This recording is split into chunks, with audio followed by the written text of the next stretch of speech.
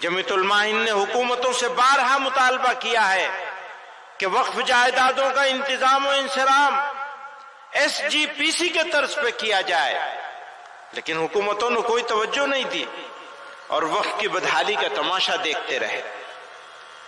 بزرگوں اور دوستو، اس پر مزید ظلم یہ ہوا کہ موجودہ حکومت اس طرح کی ترمیم کرنا چاہتی ہے کہ ناجائز قبضہ کرنے والوں کا قبضہ آسان ہو جائے اور جنہوں نے قبضے ناجائز کر رکھے ہیں ان کا تسلط مکمل ہو جائے۔ بزرگوں اور دوستو، یہ جو پروپیگنڈا کیا جا رہا ہے نا کہ جہاں پہ انگلی رکھ دیں گے وہ ہو جائے گی، یہ جھوٹا پروپیگنڈا ہے۔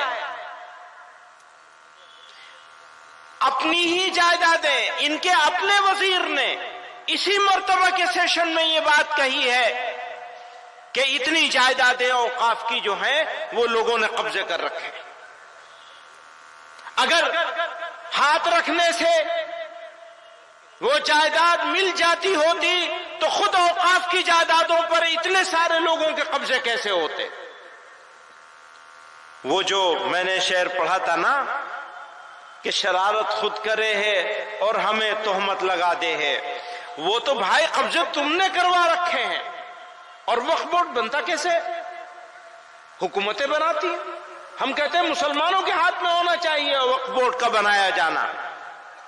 آپ نے جو موجودہ قانون ہے اس کے حساب سے آپ نے ان جائیدادوں کا انتظام کرنے کے لیے جو صوبائی اوقاف بنائے ہیں جتنے، اور سینٹرل وقف کونسل بھی، وہ سب حکومتیں بناتی، حکومتوں کے بنائے ہوئے اوقاف کے ساتھ، اور اتنی جائیدادیں آپ کا وزیر مان رہا ہے کہ اتنی جائیدادوں پہ قبضہ ہے۔ میرے بھائیوں بزرگوں، مسلمان کو کیا کرنا چاہیے؟ مشکل حالات میں مسلمانوں کا عمل اور رد عمل وہ کیا ہونا چاہیے؟ تو میں عرض کرنا چاہتا ہوں، صبر، حکمت اور دانش مندی کا آئینہ دار ہونا چاہیے۔ اگر صبر کے ساتھ، حکمت کے ساتھ اور دانش مندی کے ساتھ سوچ سمجھ کر فیصلے نہیں کیے گئے تو جو ہمارا مخالف جو چاہتا ہے ہمارے ہاتھ سے وہ کام کروانے میں کامیاب ہو جائے گا۔ وقت کا تقاضا ہے کہ مسلمان اپنی بصیرت اور دور اندیشی کا مظاہرہ کریں، مثبت اور متوازن اقدامات کے ذریعے معاشرتی تعمیر و ترقی میں اپنا کردار مزید مضبوط کریں، تعلیم کے فروغ، معاشی خود کفالت، سماجی بہبود پر خصوصی توجہ مرکوز کرتے ہوئے ہمیں اپنی کمیونٹی کو اس قابل بنانا ہے کہ ہر چیلنج کا سامنا حکمت اور استقامت سے کیا جا سکے۔ ستم کتنا ہی رخ بدلے وفا کی خون نہ بدلیں گے، وہ ترکش اپنا خالی کر دیں ہم پہلو نہ بدلیں گے، مزاج باغبانی باغباں کا گر نہ بدلے گا، چمن والے بھی اپنا رنگ اپنی بو نہ بدلیں گے، جنوں والوں کی شوریدہ مزاجی بھی نہ بدلے گی، وہ جب تک طرز و انداز خمے گیسو نہ بدلیں گے، غموں کی ترجمانی ہو رہی ہے ہوتی جائے گی، یہ زخم دل نہیں ہیں پھول ہیں خوشبو نہ بدلیں گے، تیرا بخشا ہوا سرمایہ غم اتنا پیارا ہے کہ جام جم سے بھی ہم ایک بوند آنسو، کہ جام جم سے بھی ہم ایک بوند آنسو نہ بدلیں گے۔ میرے دوستو، مزاج دعوتی بنانا ہے۔ پروردگار عالم نے ہم کو اس سرزمین پر پیدا کیا اور ہمارے لیے یہ انعام ہے اس کا کرم ہے، اس کی مہربانی ہے کہ اس نے اس سرزمین پر ہم کو پیدا کیا۔ ہو سکتا ہے ہم کسی ایسی سرزمین پہ پیدا ہوتے جہاں سب ایک طرح کے لوگ ہوتے، ہمارے جیسے لوگ ہوتے، اللہ تعالی نے ہم کو اس مختلف خیال، مختلف عقائد کے سرزمین پر پیدا فرمایا اور ہمارے لیے اس سرزمین کو میدان عمل بنا دیا۔ یہ افسوس اور دکھ کی نہیں بلکہ خوشی، مسرت اور شکر گزاری کا موقع ہے۔ ہمیں یہاں موقع ملا ہے اللہ اور اس کے رسول صلی اللہ علیہ وسلم کی اطاعت کے ذریعے اسلام کی حقانیت اور اسلام کی دعوت پہنچانے کا۔ ضرورت اس بات کی ہے کہ مزاج دعوتی ہو، عداوتی نہ ہو۔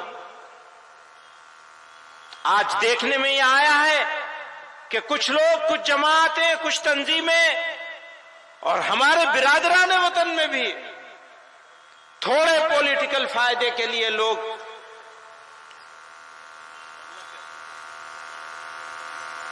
دشمنی، نفرت پھیلا کر، تقسیم کر کے لوگوں کو بانٹ رہے ہیں، بانٹنے کا کام کر رہے ہیں۔ مجھے بتایا جائے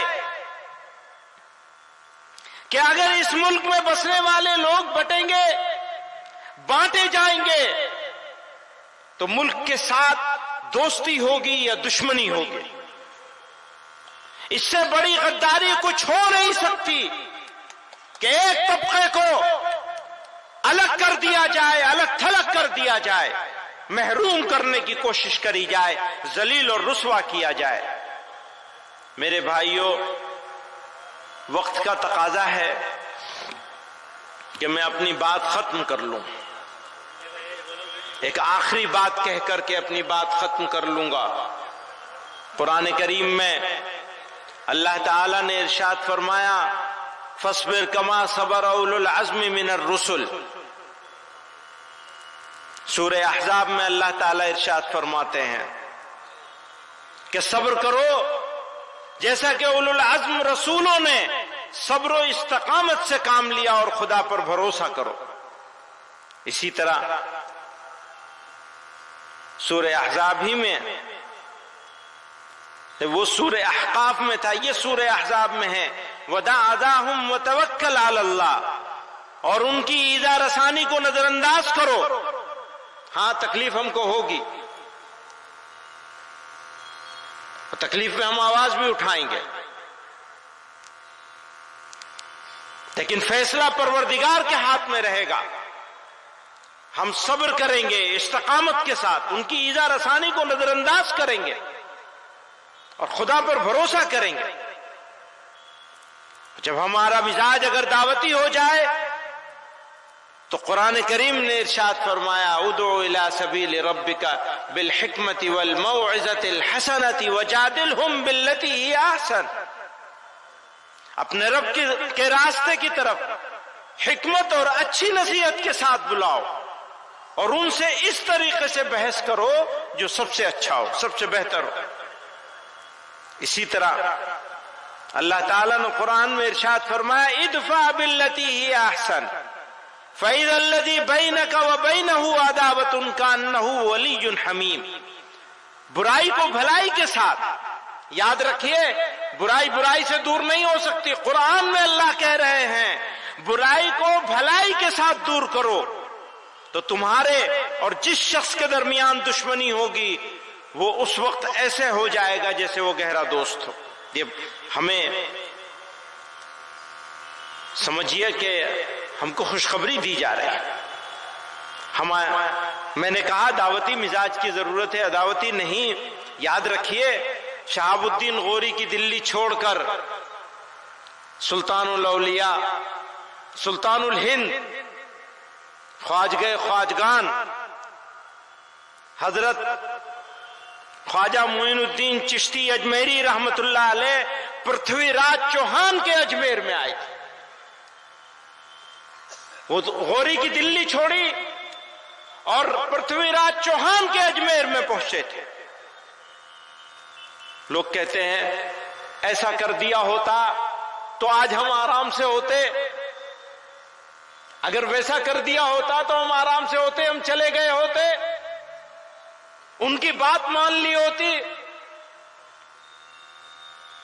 دعوت کا بنیادی تقاضا یہ تھا کہ مذہب کے نام پر بنائے جانے والے اسٹیٹ کے آئیڈیا کو ریجیکٹ کیا جانا تھا، اور ہم آج بھی ریجیکٹ کرتے ہیں اس آئیڈیا کو۔